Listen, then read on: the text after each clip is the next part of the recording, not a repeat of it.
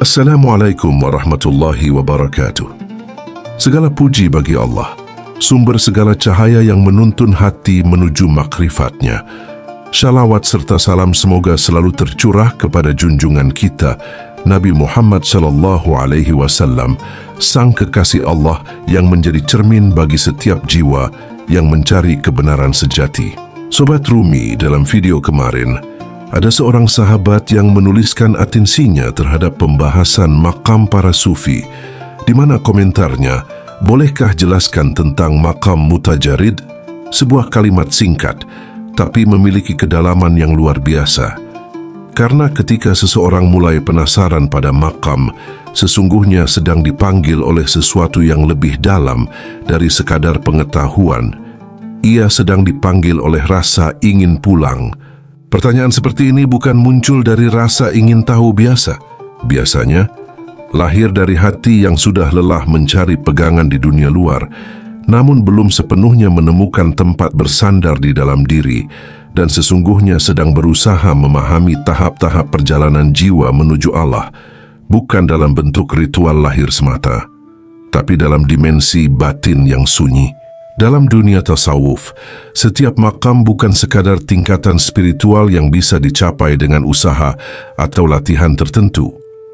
Ia adalah keadaan ruhani yang Allah bukakan ketika seorang hamba benar-benar siap menanggalkan keakuannya.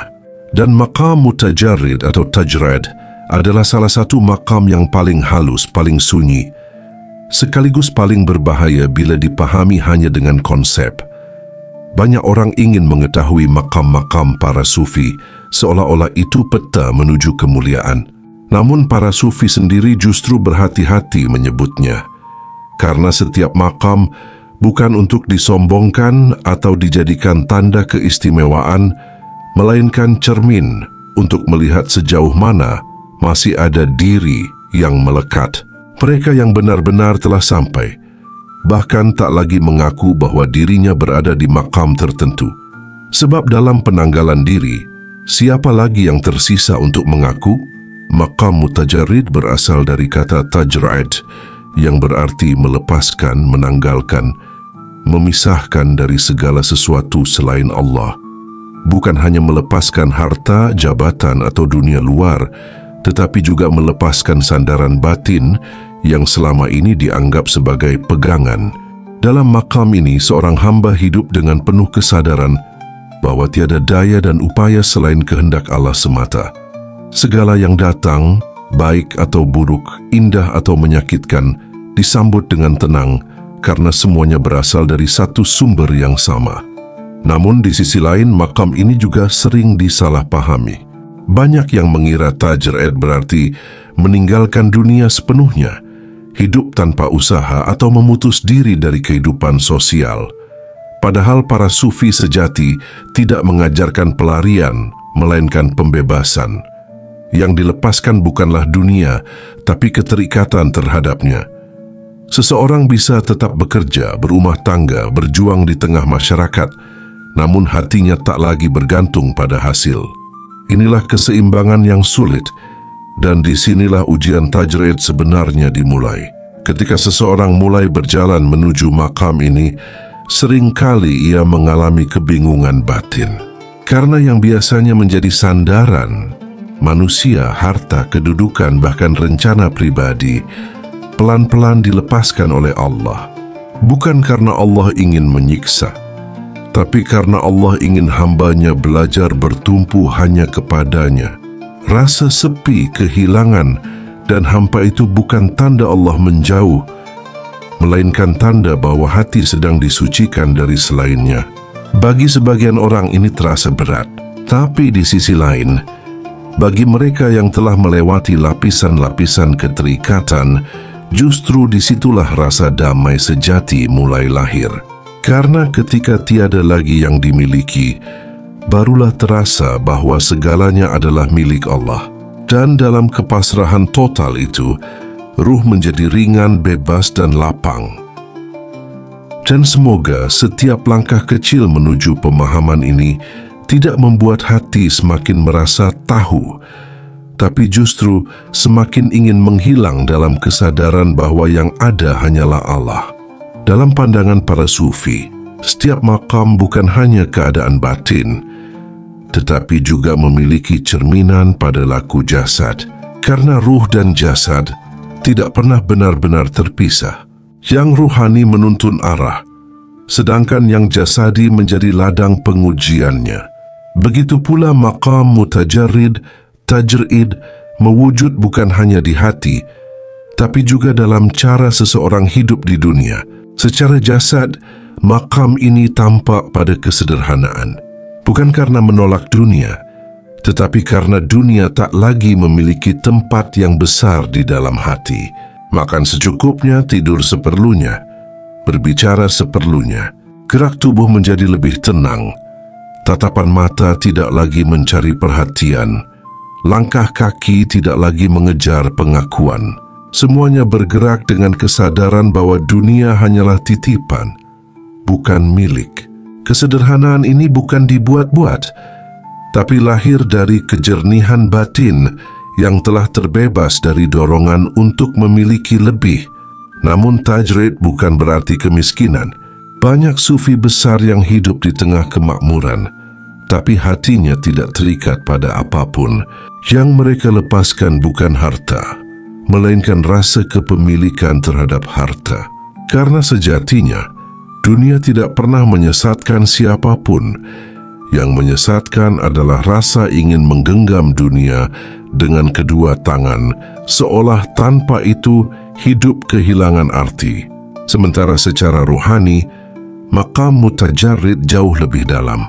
Di tahap ini, hati mulai dibersihkan dari segala bentuk ketergantungan batin, bukan hanya pada manusia atau benda, tapi juga pada hasil dari setiap amal.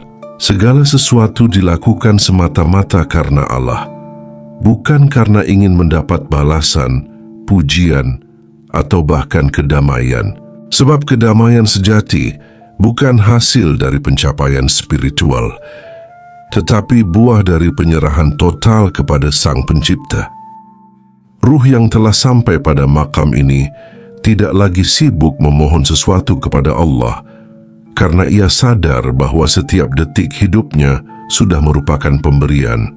Ia tak lagi menuntut doa harus dikabulkan sesuai keinginannya, karena yang lebih penting baginya bukan hasil, melainkan kehadiran Allah dalam setiap keadaan.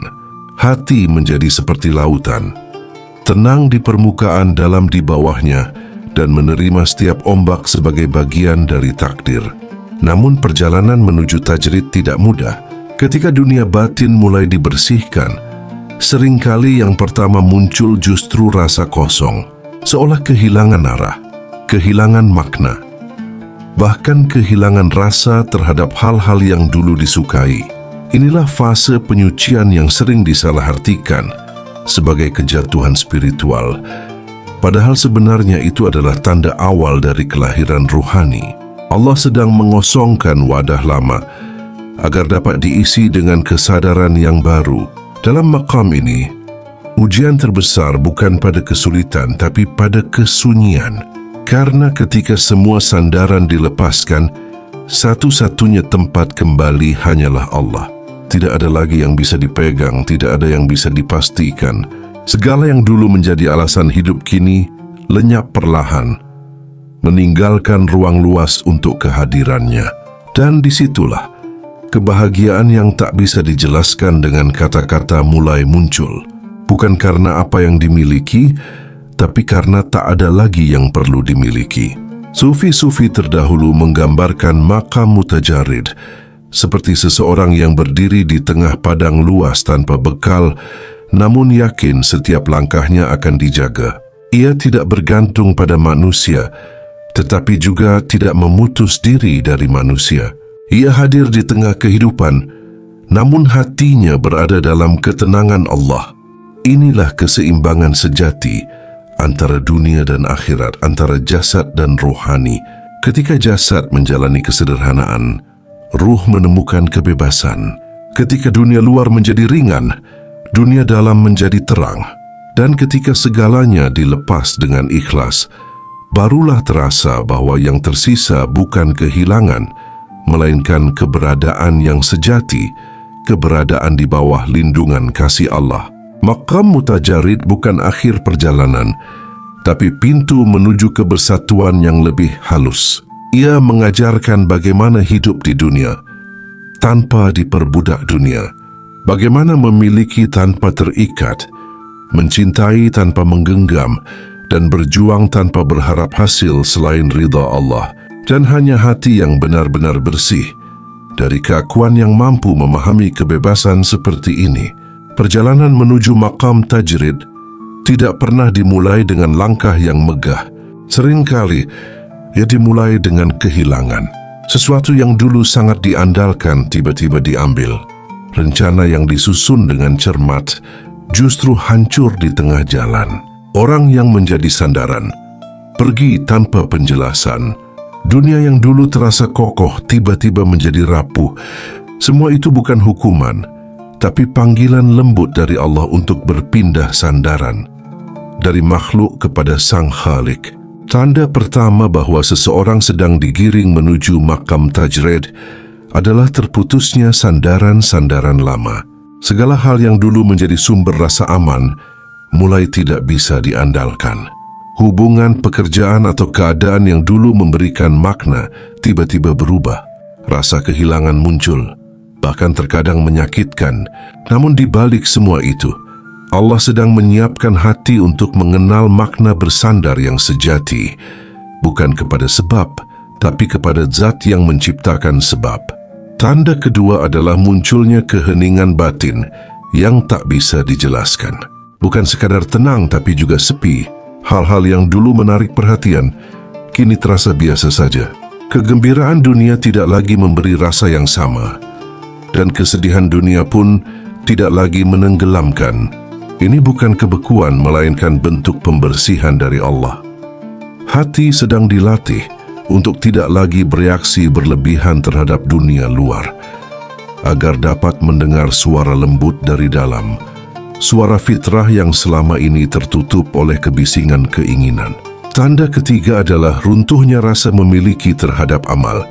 Orang yang sedang diproses menuju tajrid biasanya mulai melihat bahwa semua kebaikan yang dilakukan bukanlah hasil dirinya, melainkan karunia dari Allah. Ia tidak lagi merasa tinggi karena amal, tidak juga putus asa karena dosa. Yang tersisa hanyalah kesadaran bahwa segalanya terjadi atas izin dan rahmat-Nya. Hati mulai bersih dari rasa ingin dikenal, ingin dihormati, atau ingin dilihat sebagai orang saleh. Yang dicari bukan pengakuan manusia, tapi penerimaan Allah yang sunyi. Tanda keempat, ujian datang dari arah yang paling tak disangka. Allah tidak akan membawa seseorang ke maqam tajrid tanpa mengguncang fondasi yang selama ini membuatnya merasa aman. Kadang ujian itu berupa kehilangan pekerjaan, kadang berupa jarak dengan orang-orang terdekat, atau bahkan hilangnya semangat dalam beribadah. Namun semua itu bukan untuk menghancurkan, melainkan untuk menumbuhkan. Sebab tidak ada benih yang tumbuh tanpa lebih dulu terkubur dalam tanah gelap. Begitu pula jiwa tidak akan tumbuh menuju cahaya sebelum melewati malam yang sunyi. Tanda kelima, hati mulai menolak segala bentuk kepura-puraan spiritual. Orang yang sedang digiring menuju tajrid menjadi jujur terhadap dirinya sendiri. Tidak lagi bisa berpura-pura tenang ketika batin sedang gelisah, atau berpura-pura ikhlas ketika hatinya masih ingin diakui. Ia mulai menyadari bahwa kejujuran batin jauh lebih penting daripada kesempurnaan penampilan. Inilah saat di mana topeng-topeng spiritual mulai dilepaskan satu persatu, hingga tersisa hati yang telanjang di hadapan Allah. Dan tanda terakhir, rasa rindu kepada Allah mulai tumbuh tanpa sebab yang jelas. Bisa muncul saat melihat langit, mendengar lantunan ayat, atau bahkan di tengah kesunyian malam. Rasa rindu itu datang seperti angin lembut yang menyentuh hati, menenangkan sekaligus menyakitkan, karena membawa kesadaran bahwa seluruh perjalanan ini sebenarnya hanyalah jalan pulang. Rindu ini bukan emosi biasa, Ia adalah panggilan tanda bahawa Allah telah mulai membuka pintu maqam tajrid di dalam jiwa. Namun perlu diingat, tajrid bukan berarti menjauh dari dunia, karena Allah tidak pernah menyuruh hambanya untuk meninggalkan kehidupan, melainkan mengajarkan cara agar tidak diperbudak olehnya. Seseorang bisa berada di tengah keramaian, namun hatinya tetap sunyi bersama Allah, bisa bekerja, berinteraksi, mencintai, namun tanpa kehilangan pusat ketenangan di dalam dada. Inilah keseimbangan yang suci, hadir di dunia tanpa menjadi milik dunia. Ketika tanda-tanda ini mulai muncul, jangan buru-buru menilai diri telah sampai, sebab maqam bukan untuk dibanggakan, tapi untuk dihayati. Setiap tahap hanyalah undangan untuk lebih jujur, lebih rendah hati dan lebih bergantung pada Allah. Dan selama hati masih mau belajar tunduk, berarti perjalanan masih terus berjalan. Karena hakikatnya, tajrid bukan tentang menjadi seseorang, melainkan tentang lenyapnya seseorang, hingga yang tersisa hanyalah kehadiran Allah semata. Tidak sedikit penempuh jalan yang terjebak dalam bayangan maqam tajrid. Mereka mengira telah sampai, padahal baru menapaki awal. Hal ini wajar, karena perjalanan ruhani seringkali diselimuti oleh rasa halus yang sulit dibedakan antara keikhlasan sejati dan keinginan untuk tampak ikhlas, antara tawakal hakiki dan kemalasan yang berselimut alasan spiritual, antara tajrid sejati dan penolakan terhadap tanggung jawab hidup. Imam Abu Al-Qasim Al-Qushairi dalam Risalah Al-Qushairiyah menulis, "Janganlah seseorang meninggalkan sebab sebelum Allah menegakkan dirinya dalam tajrid. Karena meninggalkan sebab sebelum waktunya adalah bentuk kebodohan, sedangkan tetap bergantung pada sebab setelah Allah menegakkan dalam tajrid adalah kekurangan." Kutipan ini menjelaskan keseimbangan penting. Tajrid bukan berarti meninggalkan pekerjaan harta atau peran dunia. Tajrid berarti melepaskan ketergantungan hati kepada semua itu. Namun banyak yang salah mengerti, menolak sebab padahal belum mampu hidup tanpa sebab, lalu menyebut dirinya telah sampai pada tajrid. Padahal sebagaimana kata Imam Al-Qushairi, itu hanyalah bentuk kebodohan spiritual. Kesalahan umum pertama adalah meninggalkan usaha dengan dalih tawakal. Seseorang berkata, "Rezekiku sudah dijamin, tak perlu bekerja."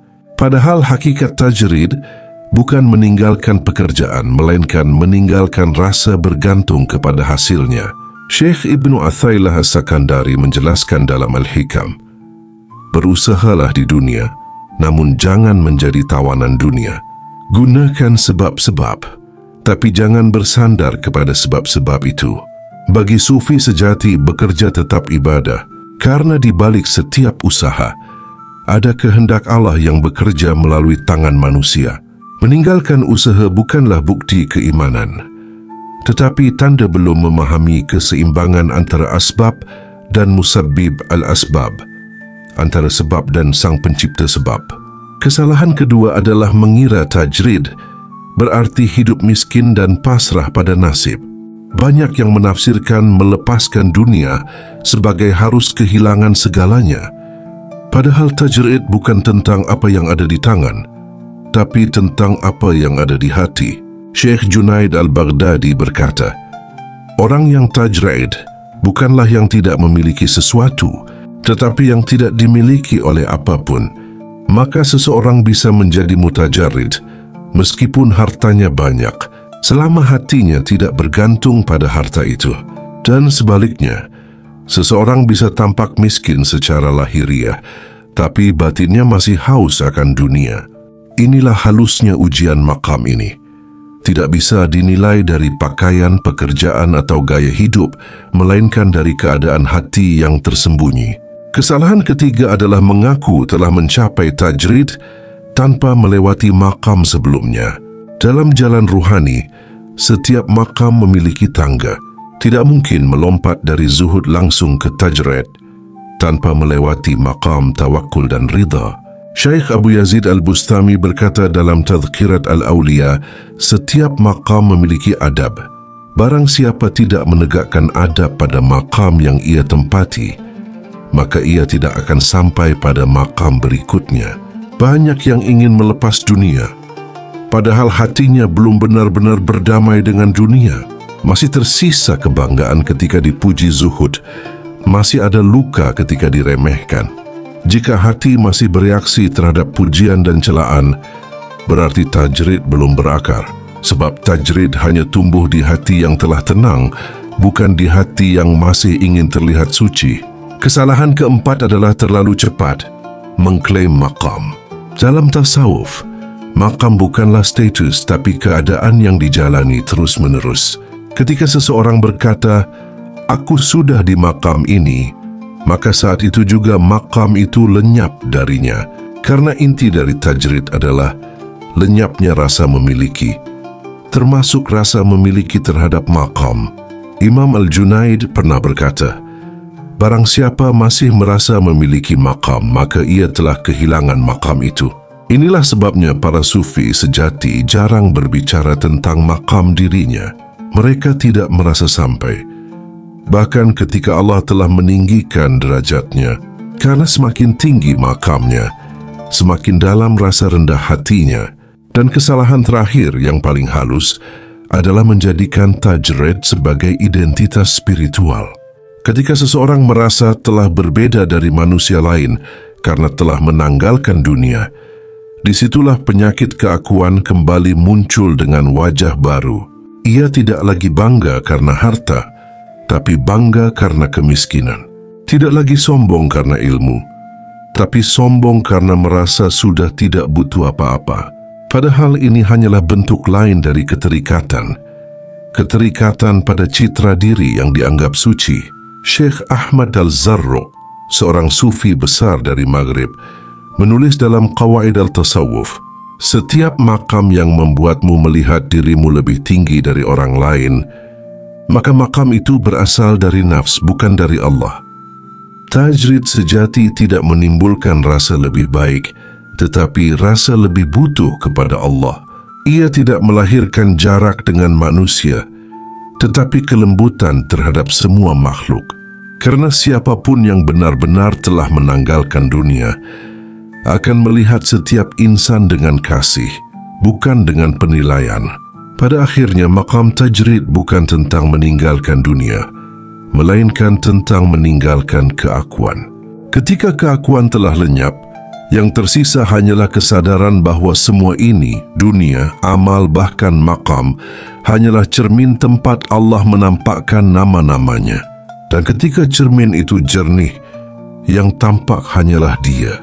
Dalam perjalanan menuju Allah, tidak ada maqam yang perlu dikejar, karena setiap maqam bukanlah tujuan, melainkan keadaan yang Allah bukakan sesuai kesiapan jiwa. Tugas manusia hanyalah berjalan dengan hati yang jujur dan langkah yang tulus, bukan untuk mencapai sesuatu, tetapi untuk disucikan dari segalanya, agar yang tersisa hanyalah Dia.